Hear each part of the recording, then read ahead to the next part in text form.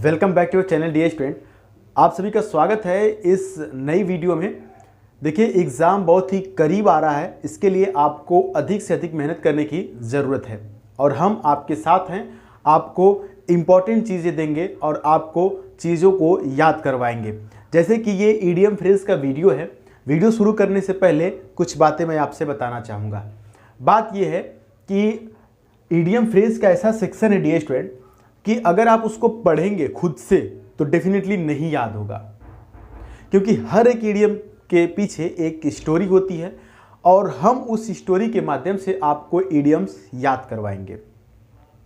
और हालांकि ईडीएम्स तो बहुत हैं, लेकिन सेलेक्टेड जो आपके एग्जाम में कई बार आ चुके हैं और आने की संभावना है। तो आप बने रहिए अगले कुछ मिनटों तक, जब तक ये वीडियो नहीं समाप्त हो जाती है, और देखिएगा आज जितना ये सामने आपके बोर्ड पर लिखा हुआ है ईडीएम, ये सभी आपको याद हो जाएंगे।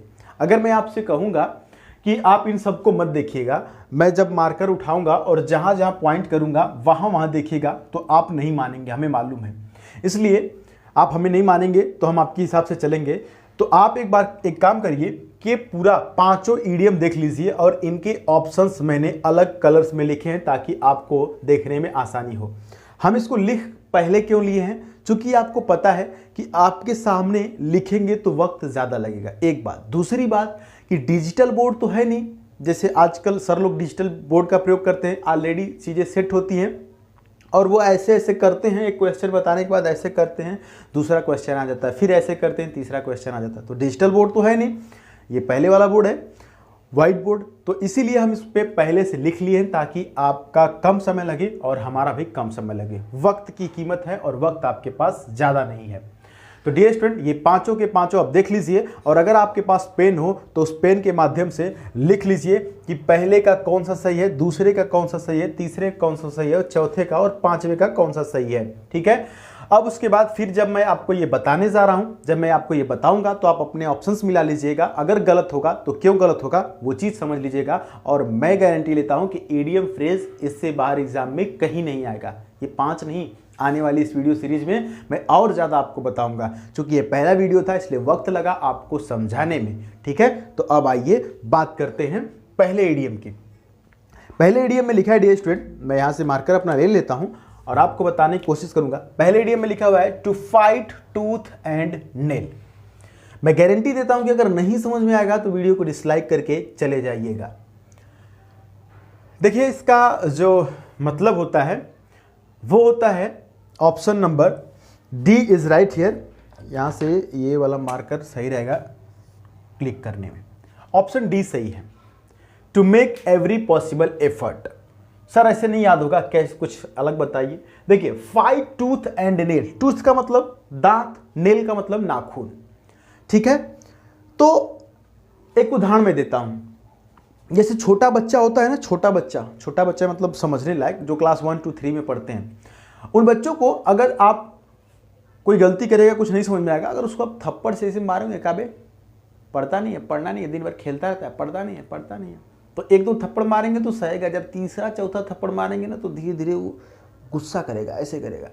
और उसके बाद जब हद पार कर देंगे तो वो क्या करेगा, आपको काटने की कोशिश करेगा, आपका हाथ पकड़ेगा और काटेगा और फिर नाखून से आपको नाखून भी मारेगा। मतलब समझ रहे हैं, वो क्या करेगा, वो अपना एवरी पॉसिबल एफर्ट, जितना संभव हो सकता है उतनी ताकत वो लगाएगा आपके लिए।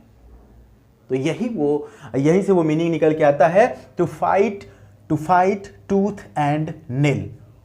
जैसे कि आपको ये एग्जाम पास करना है तो आपको क्या करना पड़ेगा, फाइट करना पड़ेगा। टूथ एंड नेल का मतलब आपको हर एवरी पॉसिबल एफर्ट लगाना पड़ेगा। जितनी मेहनत कर सकते हैं, जितनी पढ़ाई कर सकते हैं, उतनी पढ़ाई आपको करना पड़ेगा और उतनी मेहनत करनी पड़ेगी। समझ में आया? To fight tooth and nail का मतलब to make every possible effort. तो आज ही लिख डालिए कि मैं इस एग्जाम में सेलेक्ट होने के लिए एवरी पॉसिबल एफर्ट लगाऊंगा। मैं जो कुछ कर सकता हूं वो सब करूंगा। ठीक है। और आपके लिए ये दरबार सज चुका है और डेफिनेटली बहुत ही जोश के साथ आज हम आपको ये वीडियो लेकर के आए हैं। और अगर आप सभी का पॉजिटिव रिजल्ट रहा तो आगे भी ऐसी वीडियो आती रहेगी। ठीक है। समझ में आया ना to fight truth and nail का? ठीक है, to make every possible effort. आइए दूसरे की तरफ बढ़ते हैं। दूसरा है sir to hit below the belt. क्या मतलब होता है? हिट का मतलब मारने से है, बिलो का मतलब नीचे, और बेल्ट का मतलब वही बेल्ट जो हम लोग पहनते हैं उस बेल्ट से रिलेट करेंगे। ठीक है, इसका मतलब होता है dear student to attack unfairly, to attack unfairly. Hit below the belt का मतलब टू अटैक अनफेयरली। अनफेयरली का मतलब जो फेयर नहीं हो, जो न्यायपूर्वक नहीं हो, जो अन्याय रूपी हो। ठीक है, इसको कैसे याद करेंगे? देखिए, जब आप देखते हैं ना WWE का एक सर्कल होता है जिसमें लड़ाई होती है, तो मतलब दो वो लड़ते रहे ना, फाइटर वाले, क्या बोलते हैं उनको, WWE में जो लड़ते हैं, वो उसमें एक रूल होता है कि जो उनका बेल्ट होता है ना, नीचे कमर पे बेल्ट जो होता है, उसके नीचे मारना उसमें अलाउ नहीं होता है, फेयर नहीं होता है। लेकिन फिर भी जब सामने वाला हारने लगता है तो वो क्या करता है, वो उसके बेल्ट के नीचे हिट करता है, मतलब हिट बिलो द बेल्ट। वो बेल्ट के नीचे क्या करता है, मारता है। तो ये मारने का रूल तो है नहीं, लेकिन फिर भी वो बेल्ट के नीचे मारता है, तो वो क्या करता है, अटैक करता है, अनफेयरली करता है। आपने सुना होगा ना, मूवी वगैरह में ज्यादा इस शब्द का प्रयोग करते हैं, बोलते हैं क्या है, दिस इज नॉट फेयर। मतलब दिस इज नॉट फेयर का मतलब यह अनफेयर है, या क्या बोल सकते हैं, दिस इज अनफेयर, या बोल सकते हैं this is not fair. Unfair या नॉट फेयर, फेयर का मतलब ये होता है जो चीज न्यायपूर्वक हो, तो अनफेयर का मतलब अन्याय, जो चीज सही नहीं हो। टू अटैक अनफेयरली, बिना रूल के, बिना चीजें की जाने वाली जो फेयर नहीं हो उसको करना। तो इसको लिख लेंगे, इसका हिंदी मीनिंग लिखना चाहे तो अटैक अनफेयरली, अन्यायपूर्वक जो है कि अटैक करना। ठीक है, जैसे पाकिस्तानी करते हैं इंडियन वालों पे, जैसे हमारे सैनिक कई बार सोए रहते हैं और वो क्या करते हैं, अटैक कर देते हैं, अनफेयरली कर देते हैं। युद्ध का नियम ये नहीं है कि एक सामने एक सिपाही सोया हुआ और आप उस पर मारिए, हिम्मत है तो ललकार के मारिए, सीने पे मारिए, फिर देखिए आपका अंजाम क्या होता है। ठीक है, तो हिट बिलो द बेल्ट का मतलब होता है टू अटैक अनफेयरली। लिख लीजिएगा और याद कर लीजिएगा। अगला है तीसरा, टू बीट द एयर। ये आपके एग्जाम में कई बार आ चुका है, हालांकि सभी आए हुए हैं एग्जाम में, लेकिन सबसे ज्यादा ये वाला आया है, टू बीट द एयर। अगर मुझे अच्छी तरह से याद है तो शायद 2019 में ये आया था और 17 में भी आया था। इसका मतलब होता है dear student, effort that are useless, या कि फिर टू बी वेरी हैप्पी, या to be satisfied with one's performance. नहीं, यहां पर option number A is right here. ठीक है, टू बीट द एयर का मतलब होता है effort that are useless. Sir याद कैसे करेंगे? बीट का मतलब होता है पीटना, बीट का मतलब पीटना, और एयर का मतलब हवा। अब ये बताइए, आप हवा में ऐसे पीट रहे हैं तो क्या मतलब है? हवा में पीटने का मतलब क्या होता है? हवा में आप पीट रहे हैं तो क्या कर रहे हैं, यूजलेस थिंग कर रहे हैं, ऐसी चीजें कर रहे हैं जिसका कोई मतलब नहीं है, जिसका कोई मतलब नहीं है। एफर्ट लगा रहे हैं दैट आर यूजलेस, ऐसा मेहनत करना, ऐसा एफर्ट लगाना जो कि बिल्कुल यूजलेस है। समझ में आया बीट द एयर का मतलब? ठीक है, चलिए आगे देखते हैं। अगला है सर 4th नंबर में, fish out of water. Fish out of water, इसका मतलब क्या होगा? इसका मतलब आप बताइए। डिसगस्टेड हो सकता है, अनकंफर्टेबल हो सकता है, डिसअपॉइंटेड होता है, या कि फिर होमलेस हो सकता है। यहां पर जो सही ऑप्शन है वो ऑप्शन नंबर बी है, अनकंफर्टेबल। सर बताइए कैसे याद होगा? देखिए, अनकंफर्टेबल का मतलब समझ रहे हैं, इसकी हिंदी समझाने की जरूरत नहीं है। अनकंफर्टेबल मतलब वही जो कंफर्टेबल ना हो, जो आरामदायक ना हो, विषम परिस्थिति, मुश्किल भरी परिस्थिति। ठीक है, देखिए फिश मतलब होता है मछली, और वाटर मतलब पानी, आउट ऑफ मतलब बाहर।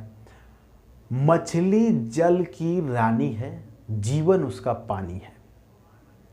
तो जीवन उसका जब पानी है और उस पानी से उसको बाहर कर देंगे मछली को, fish out of water, water से फिश को बाहर करेंगे, तो उसके लिए जो सिचुएशन होगी, जो परिस्थिति होगी, वो अनकंफर्टेबल होगी। ठीक है, अनकंफर्टेबल होगी। जैसे कि आप बहुत मुश्किल में हैं तो आप बोल सकते हैं कि आई एम, जैसे आप अपने आप को बोल सकते हैं कि I am in uncomfortable situation, मतलब कि आप क्या हो, फिश आउट ऑफ वाटर हो गया है आपके लिए। ठीक है, मतलब कि uncomfortable situation, fish out of water, याद रखेंगे। अगला है अ ब्लाइंड डेट। अब ब्लाइंड डेट का मतलब क्या होता है, बाकी सभी याद हो गए, मैं अभी दोहराऊंगा आपको। अब ब्लाइंड डेट का मतलब क्या होता है, अ क्लाउडी डेट या कि फिर अननोन फ्यूचर या डेथ डे या meeting with someone you don't know. इसका जो सही ऑप्शन है वो ऑप्शन नंबर डी है, meeting with someone you don't know, a blind date. याद कैसे करेंगे, ब्लाइंड का मतलब अंधा और डेट का मतलब वही तारीख, ठीक है। इसका मतलब होता है ना meeting with someone you don't no, मतलब किसी ऐसे व्यक्ति से मिलना, लड़का या लड़की या लड़का लड़का या लड़की लड़का या लड़की लड़की से मिलना जिसको आप नहीं जानते, यू डोंट नो, उससे मिलना।